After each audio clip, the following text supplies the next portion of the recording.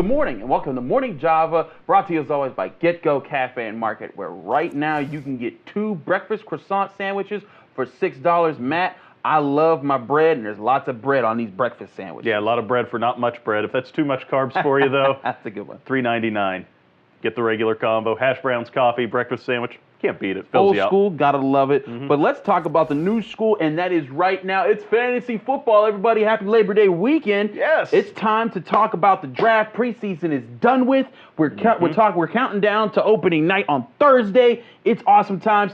Yes. Let's get into what everyone talks about on fantasy. Defense. Yeah. Ooh, really? Psych. Yeah, but we will talk about team defenses. Let's talk about, because everyone usually, I know you Steelers fans, you know that team defense doesn't really matter, but you kind of want to be able to draft the Steelers defense. So you can cheer for them. Right, yeah. Exactly. But for the past, I'd say 8-7 years, that's been a bad thing to do. You don't want to draft the Steelers defense, except for last year. Last year picked it up again. Because they led the league in sacks. Matt, where are you drafting? If you were to rank the Steelers in a draft, where would you draft them behind the other teams? I mean, I'm still a little bullish on the Steelers defense this year. I mean, even the Green Bay game notwithstanding earlier in preseason, but but still I wouldn't rank them in the upper tier. But if you're waiting until the end of your draft, letting other people take the top defenses Always off. do that. Never take a defense until it's the last moment. I think you could definitely go worse than the Steelers, if you're taking, the 9th to 12th team in your league to pick your defense, depending on how big your league is, of course. So. I have the Steelers in my top 10, because you got your basics. You got your Jaguars, obviously. You got your Vikings.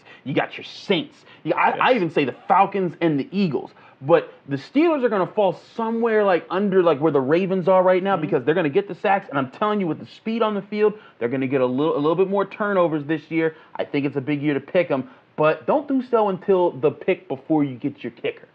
You know what? Let's stick with fantasy football for the holiday weekend here. And, you and I both play. It's a fun way to stay engaged with the game. So, but it also can lead to some crazy things, some crazy, Monday night phone calls from your friends. Oh, yes. How did you come back and win that sort of moment? So what's maybe your best story out of playing? I got everyone else beat because I was sitting there with my girlfriend. We do a league. Now, I'll tell y'all, my girlfriend, her first season, it was a little rough. She drafted the Steelers defense with her 3rd pick. I had to tell her that's not how it works. But over time, she won 2 championships in a row. We developed a rivalry. So so there's one night we're going at it. It's Monday Night Football. It's the last game of the week.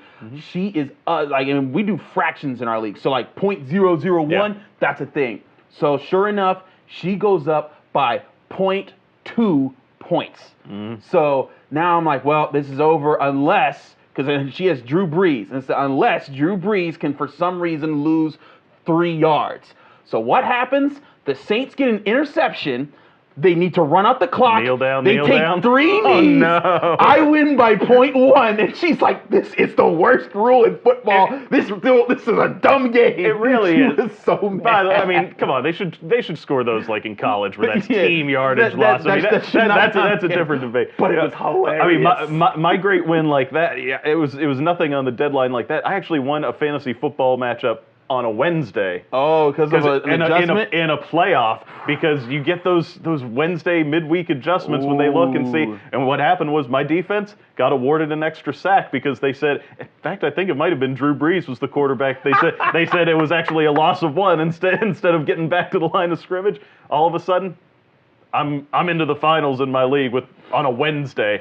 I had given up on the site. Jesus, lesson of the segment: if Drew Brees is on your last game, be afraid. All right, still talking football, and I mean now we're getting down to the real thing. I mean Falcons, Eagles, Thursday night. That's going to be, we're talking about fantasy football there, and one of the things that always throws fantasy owners for a loop, and you have to pay attention to, are the Thursday night games in the NFL. I'm a fan of the season opener on the Thursday night. I think that's cool to have the Super Bowl champ get a chance to host. I think it's great. I really enjoy that, but to me, Thursday night football stinks. The novelty's off. You can say the novelty is off. I mean, it was cool for a while, and it was cool when it was maybe a few weeks out of the season. Exactly. I'm tired of it. It's overdone. First of all, most of these matchups, nobody wants to see it. Jets-Lions.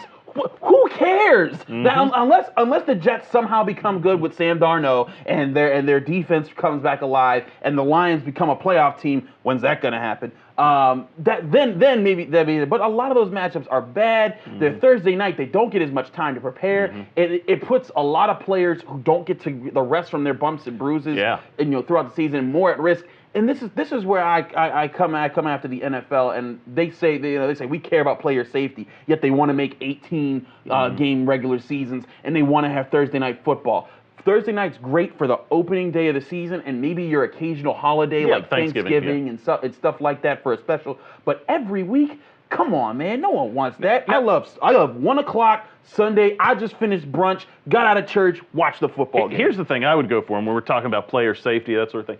Preparation for the game. Why not expand the whole season by a week and throw in an extra bye for everybody? You've got to have a bye week. More sense. Have a bye week before that Thursday game, and that way teams actually get a little extra time to prepare, a little extra rest.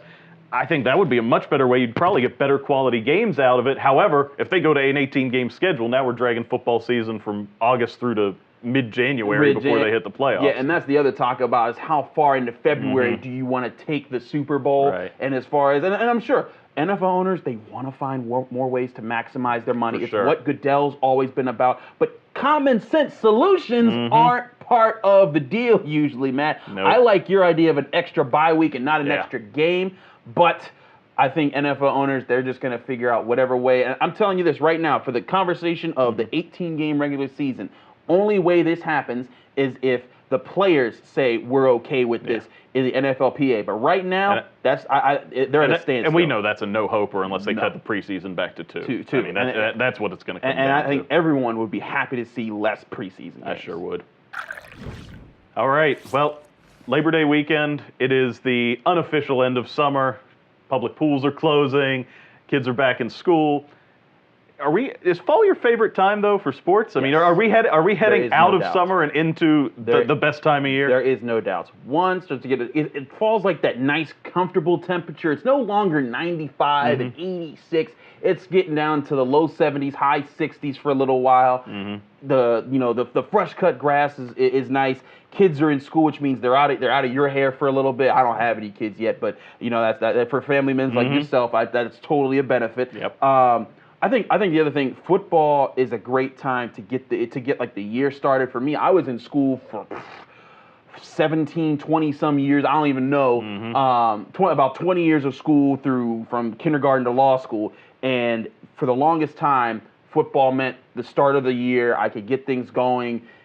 Fall came, that the leaves turned colors. That's nice. Labor Day is that point for me. And also because here's the other thing. When football season starts, that means that baseball's playoffs are coming up. That's going to be nice. Hockey's not too far around the corner. Neither is the NBA and college basketball. So to me, that's what gets the fiscal year of sports started. Yeah, I mean, I'm with that. And certainly the weather, I agree with you on too, when it finally cools off. The only time I think might rival that, I do like the spring. You've also got the good weather, and you mentioned the NBA, you mentioned hockey. When you're starting to get to playoff time, March Madness, of course, and even some of the other sports. I mean, soccer. You're getting down to the end of the season in the There's European a season leagues. In soccer, I thought it was just every 4 years they just play some tournament somewhere. I'm just joking. You're killing. But even things like you're starting the year for the Masters with golf and I certainly love March and April. You get to that time where my thing is when I get to spring, I'm just happy. Like I survived the winter.